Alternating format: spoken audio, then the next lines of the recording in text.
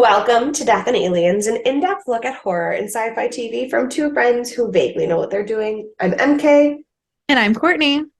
and Courtney, how are you? Well, I'm okay. I'm tired. You'd think I'd be less tired. I'm not No, ever. no. Um, but it's okay. I've been like kind of taking it a little slow today since I've been home from work. I started a new season of Big Brother from 15 years ago. Great. Um, and last week was my birthday, and I didn't get to do a ton for my birthday because I was at a conference. Although my work people do want to take me out next week, which is very lovely of them. So we'll see if it happens. We never know. Um, we'll see. But my Caitlin, my artist Caitlin, not the seven other ones I have, artist Right. Caitlin did take me out for my birthday, and Mhm. she got us tickets to Seth Meyers, step one. And the people that were on Seth Meyers were Ariana DeVos and Miss Marvel, Iman Villa something. I don't know how you say her name. Oh, the cute little girl who was the on the TV show. I love her. Those were our Uh, guests, and I lost my mind. I was so excited. that's so exciting. Um, it was The, great. o- the only time I ever went to one of those, it was David Letterman. That's how long ago it was. Yeah, that was Um, good. but Billy Crystal was on. So Oh, like I was like, fucking yes. Okay. yeah, this is my third one. The first one was one of the Brolins. I think it's Josh, the Okay. guy who plays he's in Marvel movies. Yeah, that's Josh. Okay, Yeah, yeah. Josh Brolin, and then the girl that I've now forgotten her name, but she's on Sweet Bitter. She's the main girl on Sweet Bitter. Um, I don't I know that found out show. about Sweet Bitter because she was on the show and then watched it Okay, and fell cool. in love. And then the Cool. second time I went, someone was there that I don't remember, and Sean Hayes. So had a pretty Oh, good Sean run. Hayes. Had a Yeah, pretty good. no. When I went, it was Billy Crystal, and he was there for the 25th anniversary of The Princess Bride.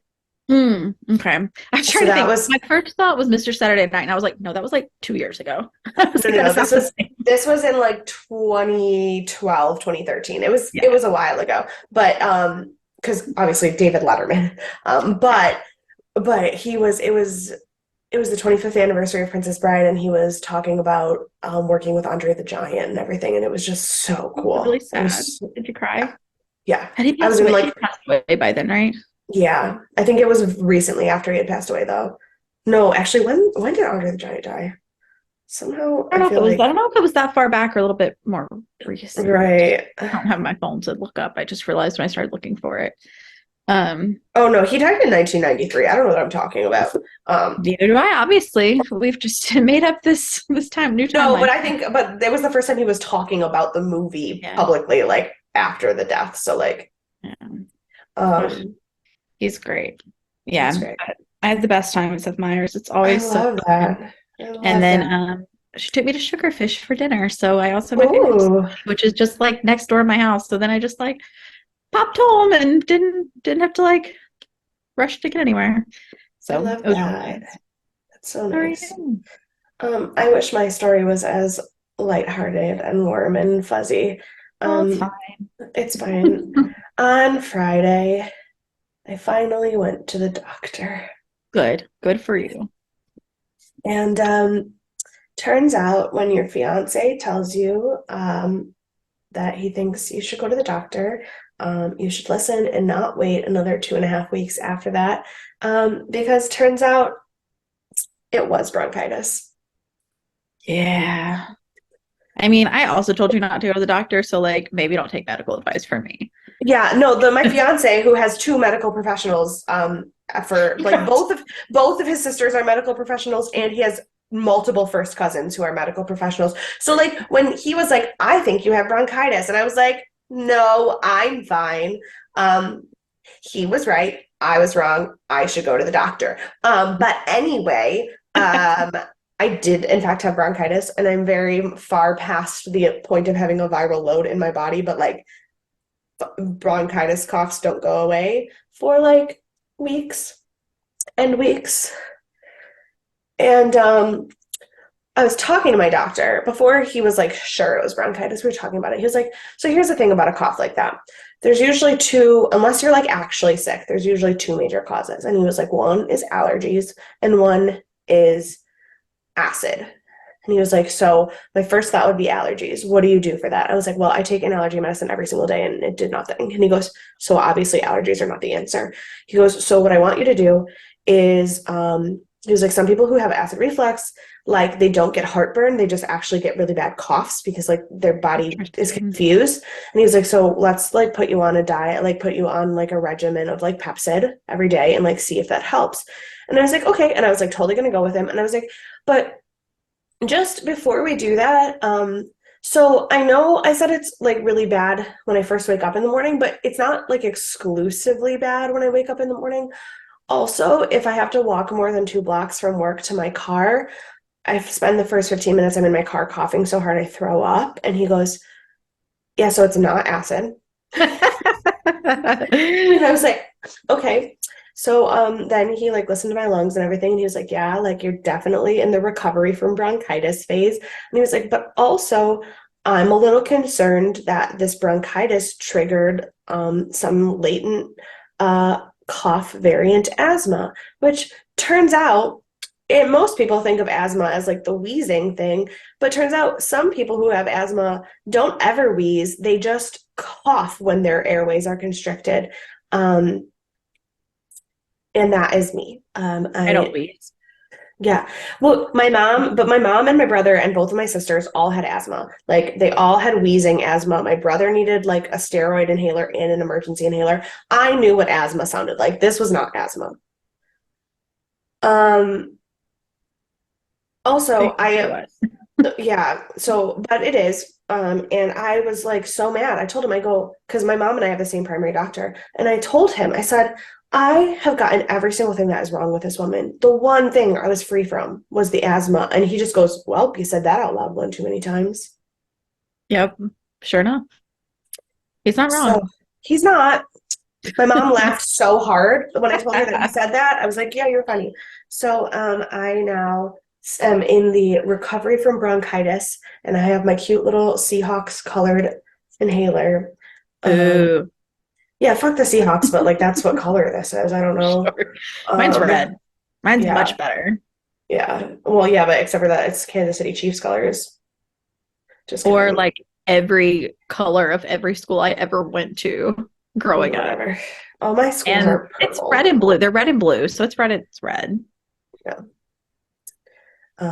Yeah. So that is my fun story, my week. I honestly, I want to be mad about it, but since I got the inhaler on Friday, I feel like 20 times better. feel like a totally different person. I'm still like nasally stuffed because it's the weather changing sucks and Sure. It's that time that everybody's sick. And like the bronchitis cough didn't just like disappear, but I've had one coughing fit at all in the last 3 days. I was gonna say I haven't seen one yet. Yeah. And in the past couple weeks, I've seen like 30. Yeah. Yeah. Every time Courtney and I record for like the hour where we're doing our meeting and planning beforehand, I usually spend the entire time like in stitches. And I think I've coughed like twice at all since we've gotten on. Yeah. So yeah. So my advice to you all is that if the medical professionals or medical professional adjacent people in your life tell you to see a doctor, probably do that. Yeah. Yeah. Highly recommend. Don't listen to your friend for medical advice. While I'm giving unwarranted advice, can you also give us some advice about our spiritual health on top of our physical health? I can. And it's good for us today. Good. Specifically me, but also you. You deserve to be in environments that bring out the softest in you, not the survival in you. Oh, I love that. I love that. Real hardcore survival for the past couple of weeks. So yeah, no, same. But I love that. For the past like 3 months. I don't know what I'm saying. Yeah, it's been rough. I have after tomorrow, I have 5 days off. Me too. Of both of my jobs. I haven't, in the entire time I've worked at the theater, we've never had a Thanksgiving week that was dark. But Yeah, that's kind of strange. Thanksgiving week is dark and I don't have school and I actually don't have to stress about work and I can like spend time with my family and relax. And I have a couple of wedding things planned and like I have sleep planned. 17 episodes of podcast to record. Well, that's also true. We in the next 7 days we are recording 6 episodes. Today, but 7 more after today. No. 3, 4, 5. Oh, yeah, you're counting next Monday. I said in the next 7 days. Yeah. I just cut off next Monday. It doesn't exist anymore. No, in the next 7 days, in the 5 days that we're off, we're recording 5 episodes of the podcast. But in the next 7 days, we are recording 7 episodes of the podcast so that we still have episodes for you guys over Christmas. At least you like to be here. That's true. I do. Dan was like, can you just like move all your stuff here and never have to go back to your house and we can just like slowly like just move in? And I was like, and I go, where would you like me to put my podcast equipment in the apartment? He just looked around and goes, never mind. I was like, it's like I'd love to. I'd love it. Would you like me to lock you out of your bedroom, or would you like everyone to stay out of the living room? I was like, where am I gonna? And he was like, what does one get to the attic in this house? And I was like, absolutely not. No. If you don't know how to get to the attic, you should not be going to the attic. Correct. I've watched that first episode of season 1 of The Exorcist. No, I will not be going to an unfinished attic. Thank you very much. Yes. But what I will be doing is sharing with you all this episode is Stargate SG-1 Season 4, Episode 19, Prodigy. I was watching it, and Doug got home from work and just walks into the living room. It was just paused. I was taking notes, and he just goes, Prodigy, love this episode. It's like, I don't get Doug. Doug, I figured out that Doug's favorite episode, we figured it out, is the 19th episode of every season. All his favorite episodes are episode 19. This is his favorite episode of the season? No, but he does really, really like this episode. Okay. The next episode that he specifically asked to guest star with us is season 5, episode 19. It's his favorite episode of all time. So that's great. But most people are not like Doug because this episode was only rated 7.3 stars. I feel like you could have just stopped with most people are not like Doug. I know I've only met Doug once. And Doug, if you're listening, I understand I only met you once. I don't dislike you or anything. No, but you're different than a lot of people. That's not a judgment. Every time I go to like say something about like something that the internet did, and I would like, well, most men. And Doug just goes, just because you saw it on the internet doesn't mean it's true of most men. I go, no, Doug, if it's not true of you, it's true of most men. Like, just so we're very clear on how that works. Yeah. Which is probably for the best, to be fair. No, it's great. He's a much better person than most men. Yeah. For sure. This episode came out on February 2nd, 2001. We have the same song, I think. I had mixed messages on what the number 1 song was. Like 3 different websites all had like mixed reviews. Take Me Back to website always mixes things up. It's the one that I find is a different song than everything else. I found one that said a different number 1, but then I went to the website and it had a list of the top 5, and the one that it listed as number 1 was number 2 in the top 5. So I was like, okay. So I'm going with it had the same number 1 song because that's what it said. Billboard said, and I trust Billboard. I have spent all of my time on Billboard last week, so I'm yes, correct. 100%. And same movie, Still Wedding Planner. The number 1 book was A Day Late and a Dollar Short by Terry McMillan. She is the author of Waiting to Exhale and How Stella Got Her Groove Back. That's the one I know. I was like, yes. I don't know any of these. I have not read any of them. I think I've seen the movie of Waiting to Exhale. I think it was a movie. But she obviously is a very well-known modern author. She is a African-American female author. Props to her. I don't know if it's shocking to anyone, but the African-American woman's place in society is not something that I personally relate to. So it's not exactly the material that I have read the most often.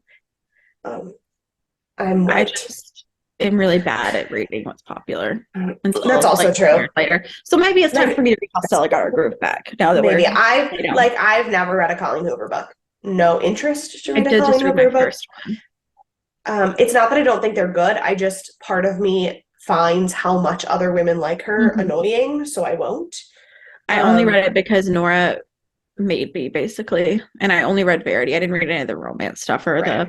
the twisty stuff is. I just read Verity. Yeah. But so this one, A Day Late and Dollar Short, is her fifth novel, and it is about a dysfunctional family in Las Vegas. There's like a lot of really deep, dark topics in it, and it seems interesting, but one day I'll have time to read for fun again. Um, this episode was directed by Peter DeLuise. The story was by Brad Wright, Joseph Molosi, and Paul Mully, and the teleplay was by Molosi and Mully, and it was edited by Rick Martin. So nobody knew. Same.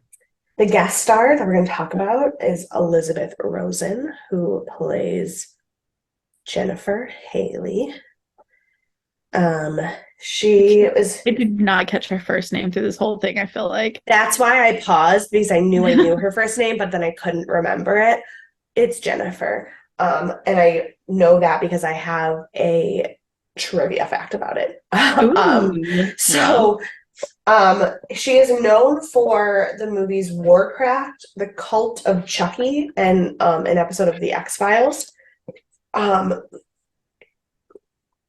She was the niece of an acclaimed playwright in Canada who fell in love with like the craft as a child, and she did a lot of acting as a kid.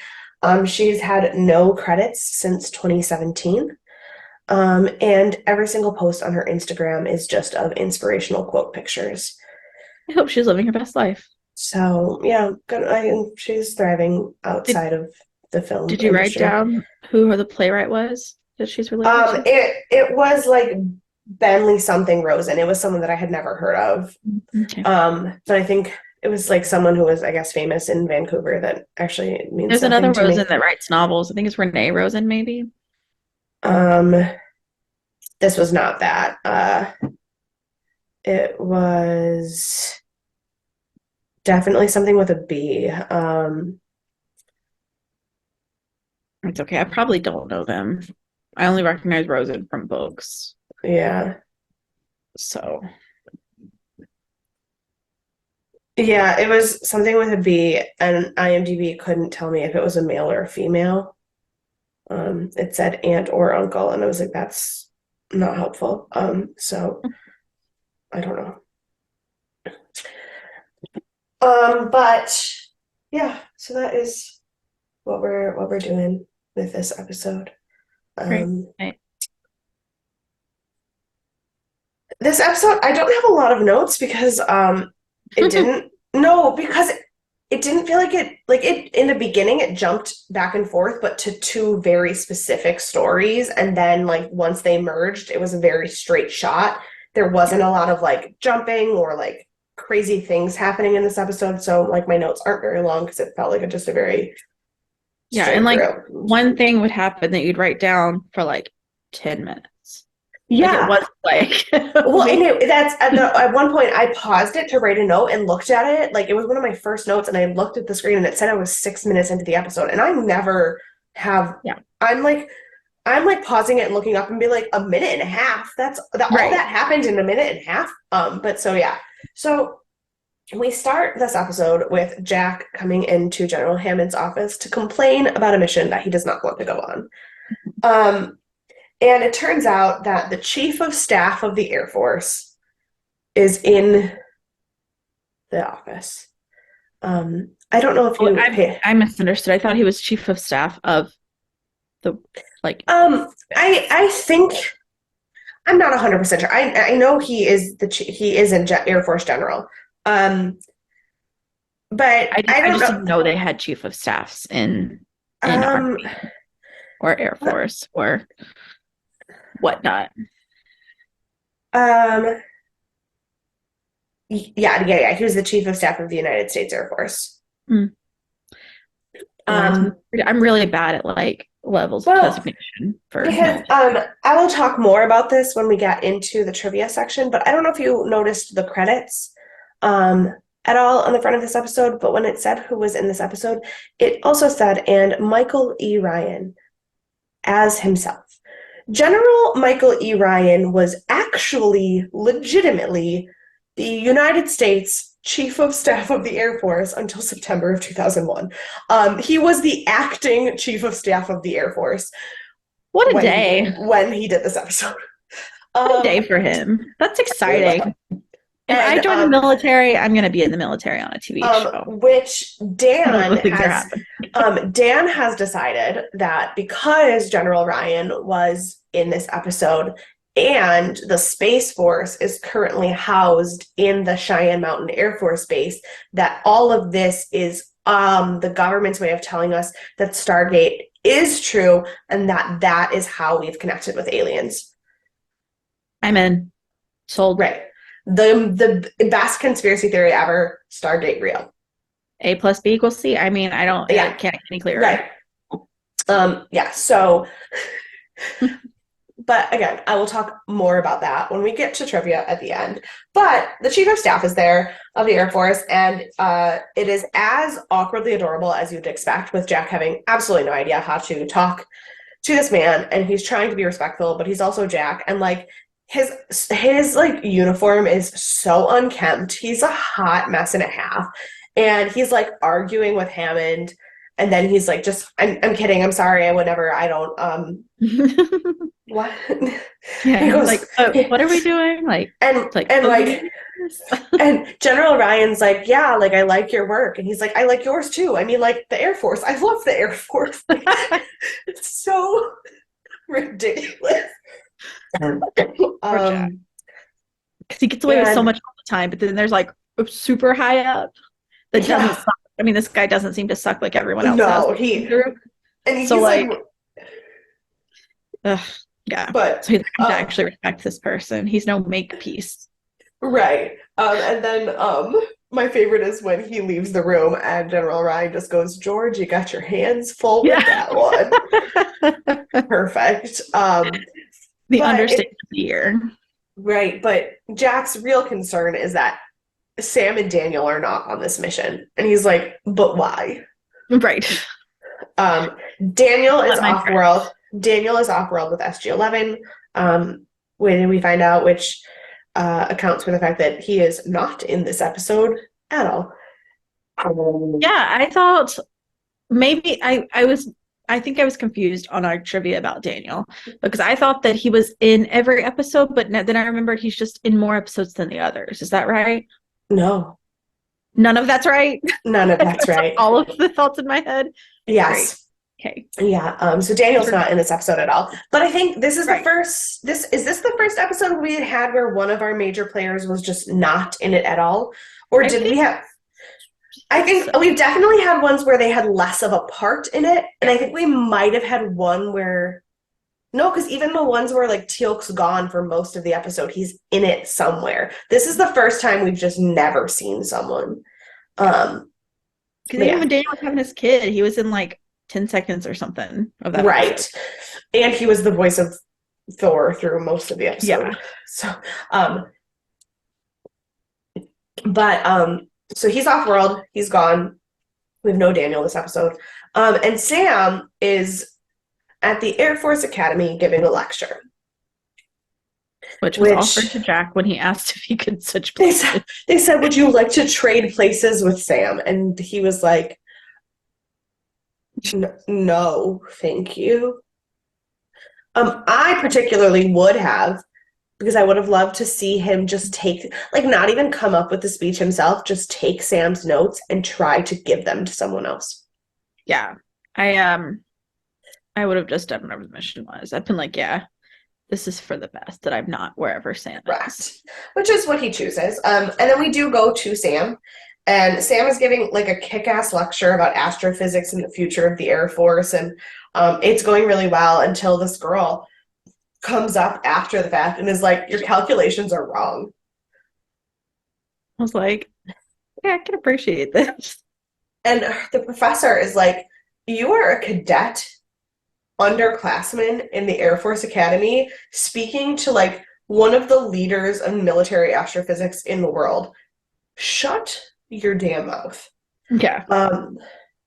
And so then she leaves, but it turns out she was correct. And Sam notices that there actually was something wrong with her calculations. She wrote something in the wrong place, Mhm. and it changed the whole equation. So there's that. And then we get the credits. I kept calling her super smart baby Sam. Well, yeah, yeah. I don't think we had her name yet at this point. We didn't. That's why I was No. calling her super smart baby Yeah, yeah. Sam. That makes sense. Um,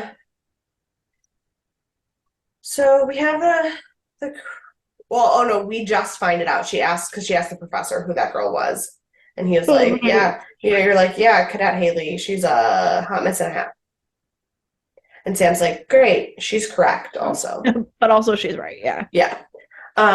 So then after the credits, Jack has arrived on the planet that is actually not a planet, it's a moon. 862 is the designation for this moon planet. I never remember the planet numbers, but for some reason I did today. It's a moon. Not a planet. And he goes to relieve Major Griff, who is in top form, hating everyone. Shocked. Right. And the scientists who are out there are apparently just like major pitas. Like, and everything is going swimmingly. Major Griff cannot wait to get the fuck off this moon. I also, for most of my notes, I apologize if I stumble over my notes because for most of them, I was calling Dr. Hamilton Dr. Thompson and vice versa. And then when Dr. Thompson dies, I realized that all my fucking notes were wrong. I was like, great. So I just have one big note on the side of my page that just says Hamilton, not Thompson. Nice. And you're like, I didn't even know they had names. So I sure didn't. That was exactly what I was gonna say. Whatever name you want. Great. Kid. Two of them have the first name of Bill, which annoys me. We couldn't be more creative Bill. than that. Yeah. Everyone is Bill. Everyone is Bill. Back on Earth, Sam goes to talk to General Kerrigan, who is the head of the Air Force Academy, about this young cadet.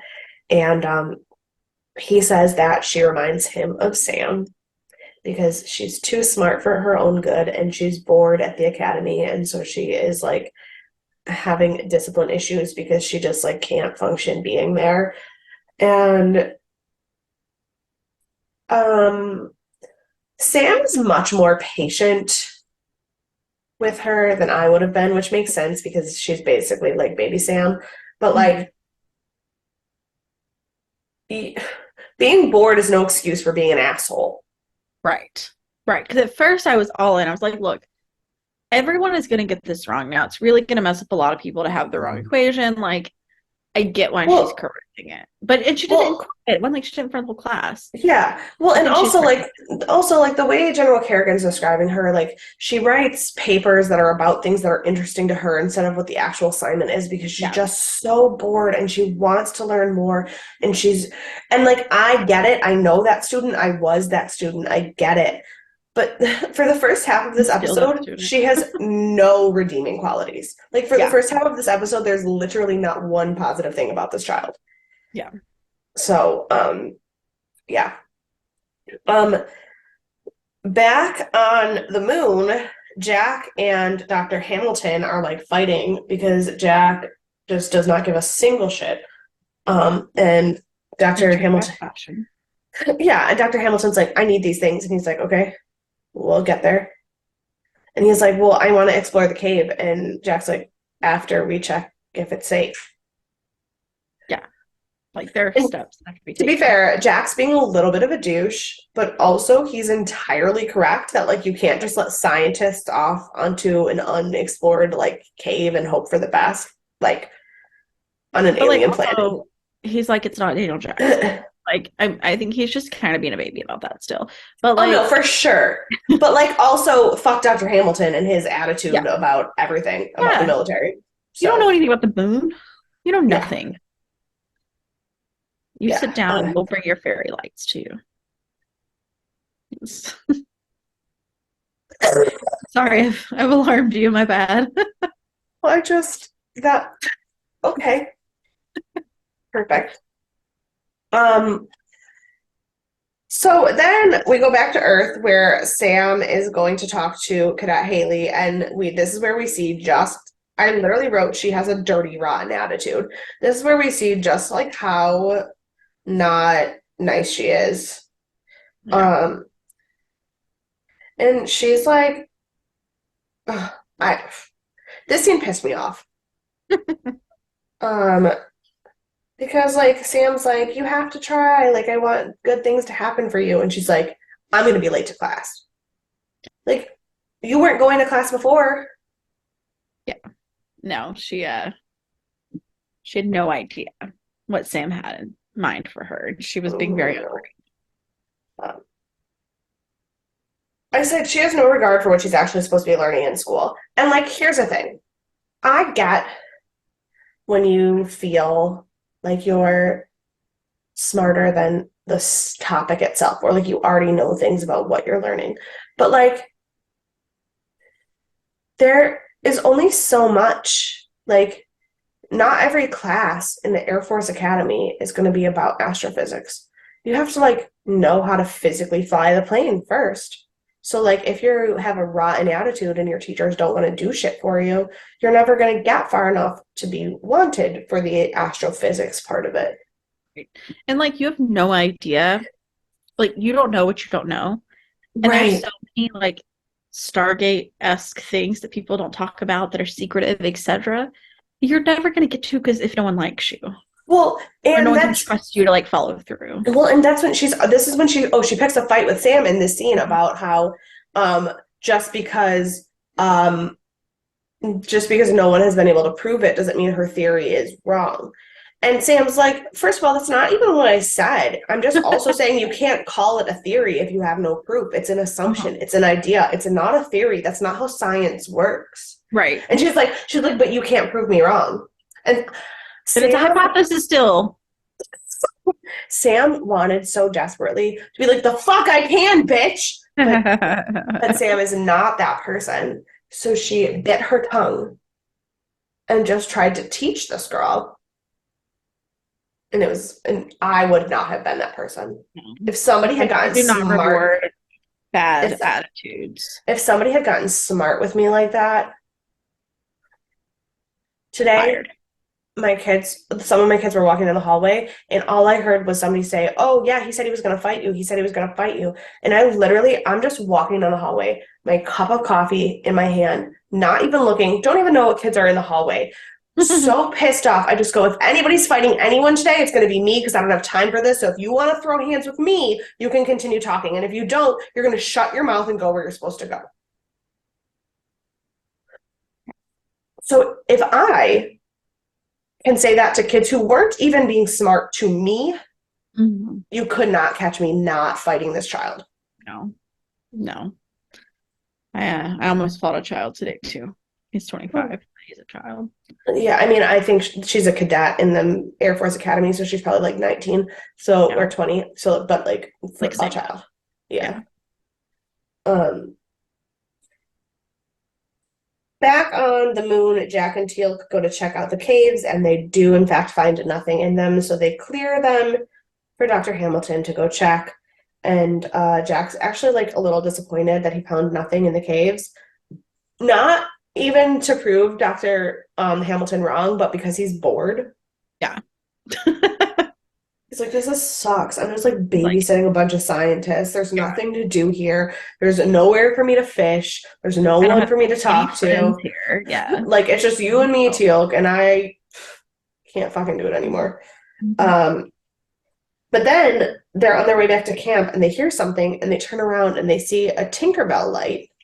Um, Did they in have fact, a name? Did they call them something? no, they called them nothing. We know nothing about them. They are some kind of energy creature that I will continue to refer to in my notes as Tinkerbell because that it reminded me of what they do for Tinkerbell in the stage version of Peter Pan, I see. I just called them fairy lights.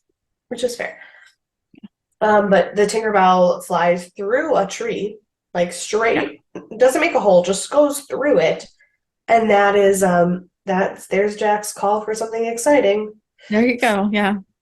Um, so then we go back to Sam, who is going to talk to the professor who invited her there for the lecture. And he's like, I want to talk to you about like Haley's paper and the grade on it and everything. Because I wrote, because it's more correct than she's allowed to talk about. Like there are like she's like trying to explain to him that there are things in the paper that actually like make theoretical sense. And he's like, yeah, but that isn't true. And she's like, what if I told you that but it is. Right. And I can't say that, but it is. And he's like, well, we don't have to worry about Cadet Haley anymore because she's going to get expelled from the academy. And Sam's like, what do you mean? And she's like, well, he goes, well, she punched somebody in the face today. So to be clear, out of all of the things she's done to annoy me, I'm okay with her punching them. Well, then when we find out the story of it, I'm cool with it. In that moment, I was like, she got pissy with Sam and like turned around and punched somebody in the face because you couldn't punch Sam. Right. That would have yes. Right. So back on the moon, the Three Stooges doctors try to like sneak away from camp to like go explore the caves on their own, and Jack and Teal'c are waiting in like lurking to be like, no siree Bob, you cannot.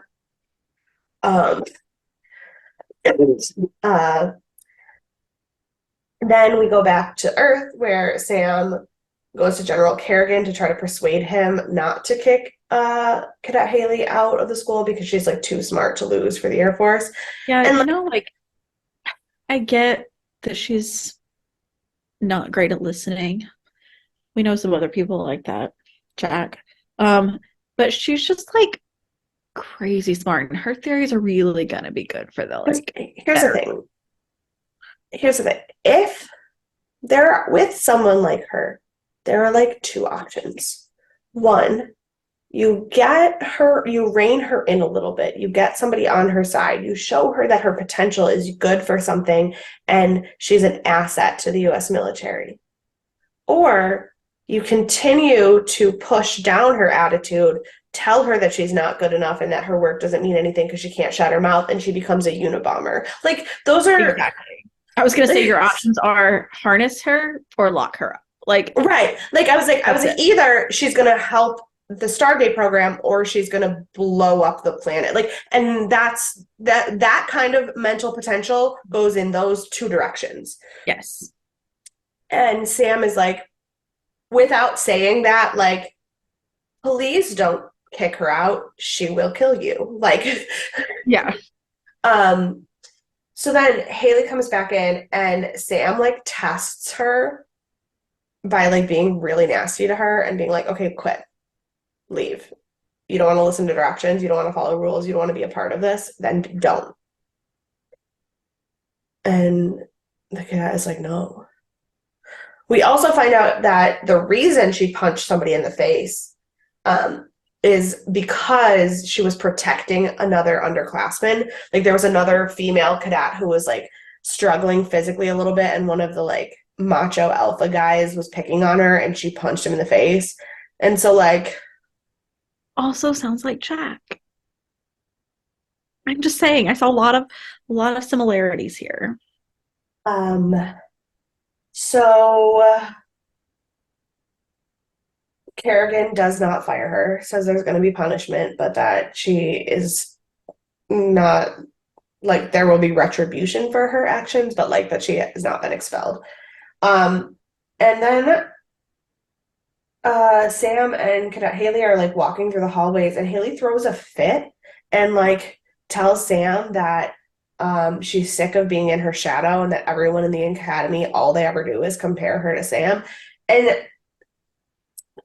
I can, I literally, I know you pick MVP first, and you get to have whoever you want. But in this moment, I literally made a giant star next to Sam because Sam does what I fucking wish everyone would do to anyone in that moment. Because Sam turns around and was like, "You're in my shadow, and you think you're not good enough. Get over it." Yeah. She goes, "You came somewhere, and for the first time in your life, you're not the best, and you're not the smartest, and you're not the fastest, and now you feel some type of way about it. But that's life. If you want to play with the big boys, act like a big boy. Get over it." And I was like, dear sweet baby Jesus, can everyone have that attitude? Yeah. Back on the moon, the Tinkerbell creature comes into the lab while Dr. Hamilton and Dr. Lee are complaining about the military. And to be fair, Dr. Lee is not really complaining. He's just listening to Dr. Hamilton complain. And they call, and Dr. Lee calls Jack because he is the one of the three with a brain. And they follow these fairy lights into the forest. And Dr. Hamilton is like excited and playing with the Tinkerbell creature and is like, look, they're not harmful. That's not what that means. Yeah. I mean, they don't really seem that harmful today anyways, but like because they're not harmful in this moment does not mean they're not harmful at all. Correct. I was like, it would be so great if he was like dancing. I was like, if he was like dancing in the fairies and like acting like it was so great, and then they just fucking ripped him to shreds. And I go, wouldn't that be so cool if that happens? And Dan just goes, I don't know, you tell me, you're the one who's seen it before. It wasn't, is this going to happen? It was, wouldn't it be great if this happened? He did then unfortunately have to leave for rehearsal before he got to see the fairies attack anyone. So you should definitely tell him that they just sliced through every person that was on there. Yeah, it was beautiful. But then we're back on Earth, and Sam brings Cadet Haley to the SGC to see what her future could be. And Hammond is like not convinced because he's seen the records and the paperwork and what people say about her. But Sam is like, no, like, because in a way, Sam is like, if you looked at me and Jack on paper, what would it tell you? Like, I mean, maybe Sam, though. Sam seems like she's been pretty straight-laced. Yeah, Sam has been pretty straight-laced, but that doesn't mean that Jack, no. But Sam being straight-laced and good at science doesn't necessarily mean she's cut out for what the SGC does. He was like, there are some kind of people who are made for this. And she's like, would you have said I was made for this? Like, would anyone have said Jack was made for anything? Would anyone have said Daniel was made for this? Because it wouldn't have been me, I can tell you right now. No. Tilk is the only one who was made for this. And he was literally made for this. Yeah. So she takes Haley to see the gate and brings her to 862, and Jack is so funny when they get there. He's like, oh, happy. Yeah, and brings them to see the Tinkerbell creature, which has been captured in a jar. And Sam is like, hey, so like just a thought, you guys said this thing can go through solid matter. How is it in this jar? And they're like, oh yeah, well, we're pretty sure it's like made of electrical impulses, so we like basically like made an electrical magnet field and trapped it in there. And Sam and Jennifer Haley are both just like, was that really like the thing to do here? Like, Cadet Haley is like, are you hurting it? And Sam's like, are you pissing it off? Like, both. Right. They're both Um, like, this doesn't seem like the right move. and Jack's like, yeah. Jack basically is like, I thought that too, but I wanted the smart people to tell them because they don't fucking listen to me. So let it go. Yeah. And they were like, but we need to study it. And Jack's like, then we'll find another way to study it. But like, get it out of the goddamn jar. Yeah. So they let it go. And then it goes back out into the forest and just attacks Dr. Thompson and Dr. Lee. Mm-hmm. Because now you've made it angry. Yeah. And Dr. Lee comes like running back in to tell them, he's like, guys, we've been attacked. I don't know what's going on. And Dr. Thompson is dead. And he is. They check and Yeah. he's dead. And then the swarm just like comes for them, comes flying at the camp, and they all like run into the building, which only sort of works because, you know, it can fly through solid material. And then they get their zats out and use it as an electrical pulse to try to protect themselves. It works. They also shoot Dr. Hamilton in the process, which is just lovely. It's part of the course. Yeah, and they then like rig up the walls to be an electrical force field to keep the creatures out. But they can't touch the walls now because they're made of aluminum. And also they have no idea when the power generator is going to run out, and they can't get to it because it's on the other side of the compound. And this is like the same episode as, was it a Stargate episode or was it an X-Files episode? I think it was an X-Files episode where there was this, and they got stuck in a cabin, and then they finally made it out, but they didn't know how long the generator was going to last, and if the light died, they'd get swarmed on. Yeah, that was for sure an X-Files episode because I've never seen that. And then they make it to the truck, and then the truck battery dies, and then one of them, I don't remember which one, the Scully or Mulder, one of them gets swarmed. Yeah, no, I Obviously know. Yeah. Okay. Yeah. Same episode, Okay. But then Sam recognizes that like the Stargate itself can create an electrical field, so like that would probably be enough to protect them, but that someone is going to have to run to the gate and turn it on. And she's like, they're like, well, how are we going to do that? And she's like, well, to be fair, like when we shot Dr. Hamilton, all the like fairy bugs flew away from him. And I think that like the Zat gun like changed the electrical pulse in his body. So Cadet Haley goes to shoot him again. Yeah. That's not how it works, Haley. And Teal'c's like, to be fair, that will kill him. That's 2 shots, dead. And she's like, oh. So they're trying to figure it out. Obviously, Jack's like gonna take one for the team. But then we get into a whole debate. And Sam's like, I think that the creatures are like reactionary, like they're retaliatory to like the capture.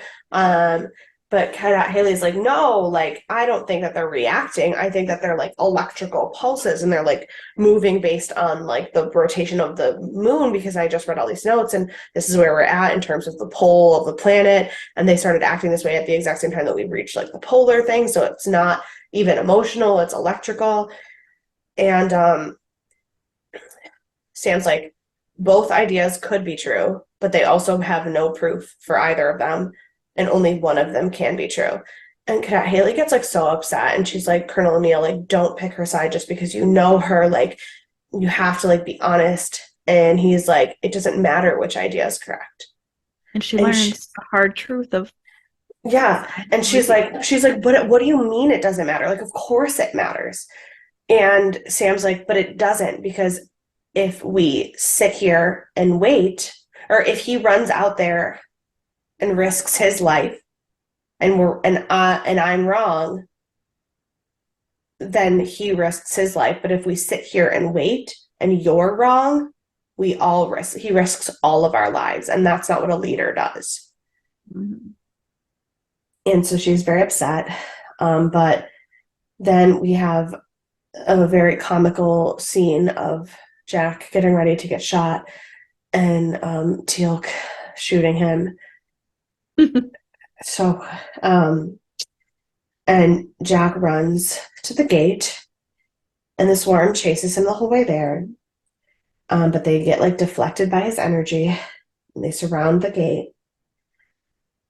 And then he dials the gate slower than goddamn molasses for no reason. In the most infuriating 2 minutes of television, he takes a solid 40 seconds to touch every button like he's never seen these symbols or dialed a gate before. And Doug and I are just like pissed off watching it for the millionth time. Every time we watch it, we get pissed off. And Doug just goes, "Do you know how many times Daniel has pressed those buttons so fast that I can't believe he pressed 7 buttons? And this is how you're dying. Press faster." Yeah. But don't worry, because Teal'c saves the day by shooting the bugs away from him just in time for him to press the last button and the gate to open and scare all the creatures away. And then they all leave. Dr. Lee Dr. Lee thanks them for saving their lives, and Dr. Hamilton apologizes. And Cadet Haley basically agrees to get her shit together so that she can work for them in the future. Mm-hmm. And that is the end of the episode. I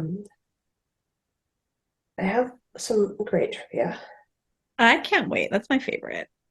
So the character of Jen Haley was originally conceived to actually be a younger version of Sam.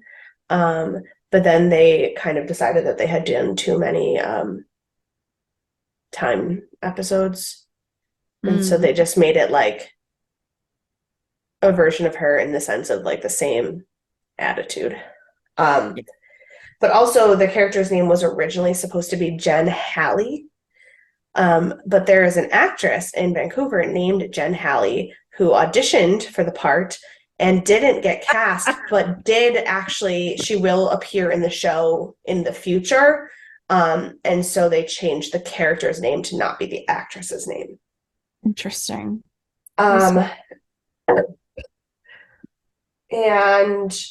then my favorite piece of trivia, which is one of my favorite pieces of trivia for the entire show, is that when Chief of Staff of the United States Air Force General Michael E. Ryan guested on the show, Richard Dean Anderson asked him after he'd been around for a little bit and read the script for a little bit, and he asked General Ryan, "Are there actually colonels in the Air Force who have attitudes like Jack O'Neill's?" And General Ryan said, "Yes, and so much worse." Yeah, that's so funny. I love it. It is my favorite because I mean, RDA is not actually in the military, but he's played multiple like military people, and he's like, "Do people really like get away with this shit in the military? Like, do people actually like have this bad of an attitude?" And General Ryan was like, "God, yes, they do." And that is my favorite thing, is that literally I don't know why he agreed to do this. I don't know how they managed that happen. I don't have any I feel like idea. it couldn't have taken much coaxing. Like, I would have been in this class. So yeah, he was okay. I think, yeah, he retired in 2001, but this man was in the 61st Tactical Fighter Squadron, the 432nd Tactical Fighter Wing. He fought in Southern Europe, the Allied Air Forces, the 16th Air Forces, the U.S. Air Forces in Europe, the Allied Air Forces in Central Europe, and then was the Chief of Staff of the United Air Force.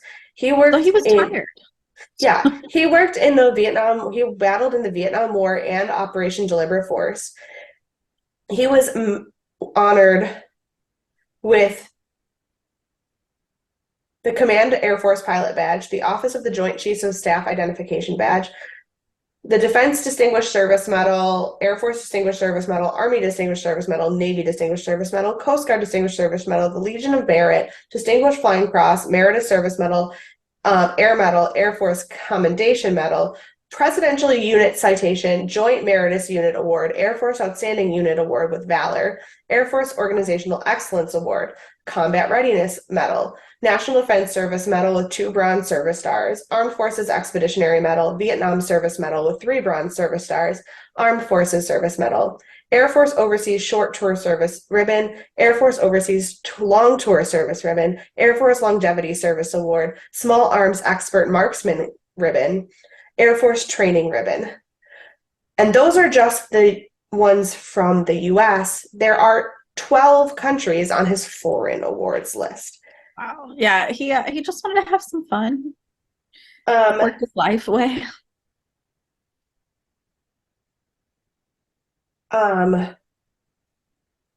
he agreed to guest star on SG-1 as himself because his quote, "The ideas that come out of science fiction are often more science than fiction.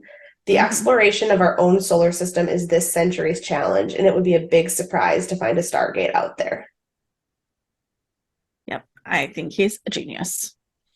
Um, I hope he's well in retirement. yeah. He became a 4-star general in April of 1996. And there is a picture of him outside of the Cheyenne Mountain, the actual Cheyenne Mountain Air Force thing, Air Force complex, with a brigadier general and a general in 1999. So, Nice. he's like fucking legit as shit. And I don't know. He's definitely met an alien. I'm just like trying to figure out what Brad Wright was just like, what would be so cool if we actually asked the general of the Air Force? Because I'm sure they had like actual Air Force people on their team for like For sure. for like verifying writing. things and writing stuff. But so he was like, Brad Wright's just sitting there and he's like, it'd be so fucking cool. Like I'm just imagining this man high as shit being like, it'd be. I have no idea if he smokes weed. I just can't imagine how else you would just casually decide this. He's like, what we should do? We should ask the general, in the Joint Chiefs of Staff, the Chief of Staff of the Air Force, to just make a 5-second cameo on this episode and like convince everybody that the military is in on the aliens. And then General Ryan was like, dope. Like, Yep. I bet it was exactly that. Yeah. I can't see it any other way. Right. So while we're pondering that nonsense, my burning question is, who do you want to punch in the face? Oh my gosh. I want to punch whichever of the doctors was bad talking the military, because I don't know which one is which. I think that it would was be Dr. Hamilton. Great. It was Dr. Hamilton. Yeah. That's the one. I'll just tell you right now, Dr. Thompson and Dr. Hamilton don't matter. Dr. Lee is the only one of the 3 that matters. Got it. I'll just punch them all for good measure. Well, Dr. Thompson's dead now, so he like doesn't matter at all. I'm sorry, I punch people who are dead all the time. That's true. Add him to the list.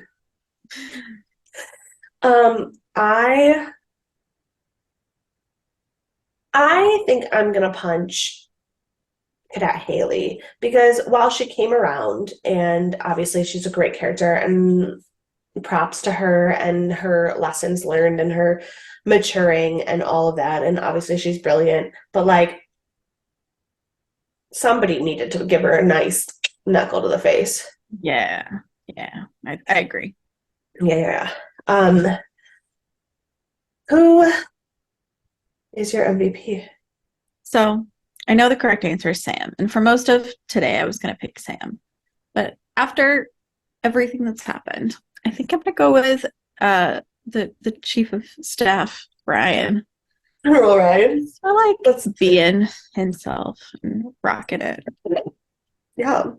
I mean, if you hadn't picked Sam, I was gonna also pick General Ryan, because episode wise, Sam is obviously the MVP. Sure. But like as a person, yes, absolutely. And he's played himself, so right. So like it extends. And just like that sly look on his face when he told like Hammond, like, You've got your hands full. I was like, yes, Mhm. yes. But yeah, so I'm gonna go with Sam because she told Sure. Yeah. Haley to get over it and like grow up and be a person, and I appreciate it.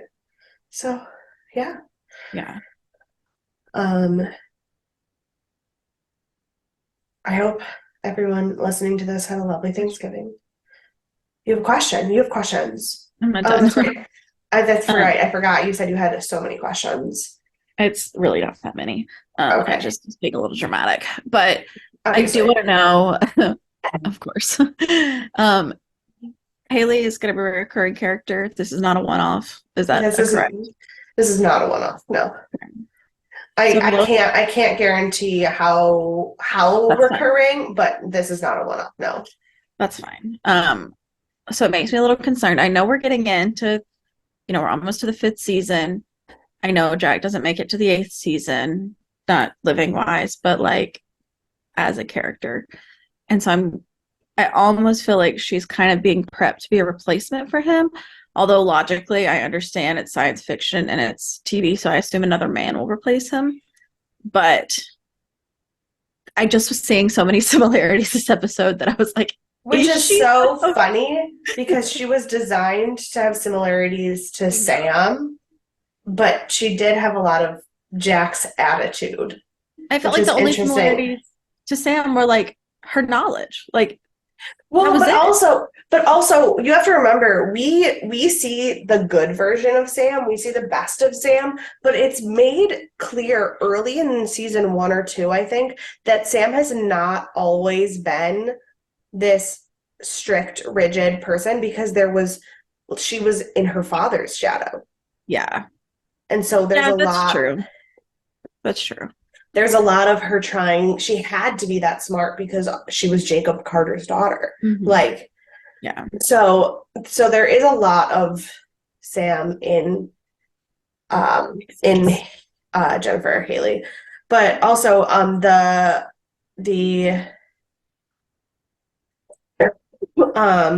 the one thing I said, the character that actually was important in this episode is not like the most important character in the world, but Dr. Lee does come back.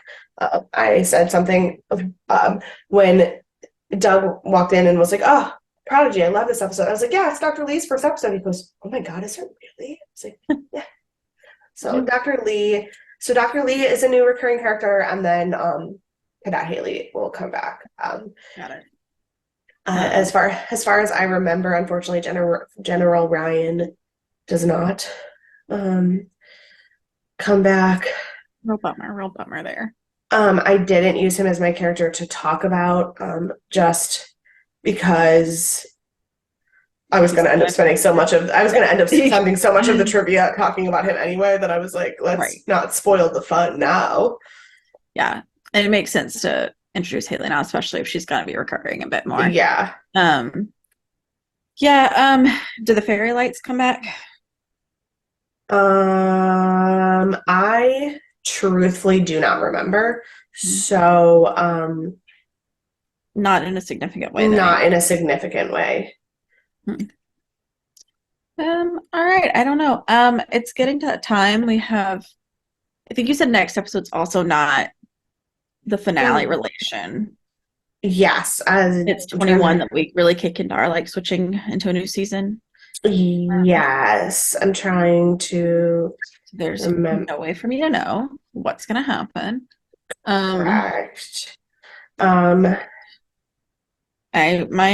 prediction then is Daniel will be back. Fair enough. Fair enough. So I don't know that is okay. Yeah, the next episode is not part of the in the finale. I mean, to be fair, episode 21 is really, I mean, it's backed on more plot wise. It's not quite connected to the 22, but they're back in the So at least stuff we've talked about before. Yeah. So do I get like a little bit of a nudge Um, for my little bit of a nudge for next week, is that, it's almost kind of feels like it is sort of more related to The Exorcist. Not in okay. not in the way that you probably think it. Like it's not scary, I but have no ways of thinking, so I don't know which way to go in that sense, but okay. Unless there's a possession of sorts, like whenever they switched bodies with what's his face and oh yeah. Daniel. Oh yeah. Um, that would be my only guess Okay. would be something like that. Okay. But yeah, all right, sounds great. Can't wait for it. Luckily, you don't have to wait very long. We're recording in 2 days. 48 hours. I'll know what happens. Great. Well, before 48 hours because we'll have Yeah. recorded it. Yeah. So, 10 out of 10. 10 out of 10. Well, I hope everyone watching this had a lovely Thanksgiving. And I hope you got all your Black Friday shopping done. I don't know. I don't do Black Friday shopping. I shop whenever I have an idea. Yeah. That's really what I need a new happens. winter coat, so I probably will Black Friday shop for a winter coat. Fair enough. And I need to get plane tickets for Christmas, so I don't know if that's a thing. I usually don't wait this long to buy my plane tickets for Christmas, so Yeah. it's a thing. I don't know. I don't know. I know nothing. I'm just trying to get to Wednesday. So, Heard that. Heard that. well, if you have any questions, concerns, if you have ever met General Michael E. Ryan, please email us at deathandaliens@gmail.com or follow us on any of the social media at deathandaliens. You can follow me everywhere at EMKAY_superstar. And you can find me at CECloud13. And we will see you on Thursday for Thriller Thursday. Bye.